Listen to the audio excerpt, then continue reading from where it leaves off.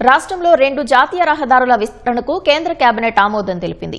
ఆర్మూరు జగిత్యాల మంచిర్యాల వరకు జాతీయ రహదారి 63ను హైబ్రిడ్ యాన్యుటీ విధానంలో విస్తరణకు కేబినెట్ ఆమోదం తెలిపింది. జగిత్యాల కరీంనగర్ వరకు ఉన్న జాతీయ రహదారి 563 విస్తరణకు కేంద్రం పచ్చజెండా ఊపింది.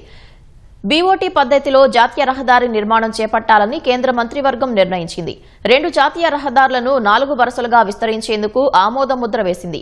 7,597 కోట్లతో 190 కిలోమీటర్ల మేర 2 జాతీయ రహదారుల పనులు చేపట్టనున్నారు.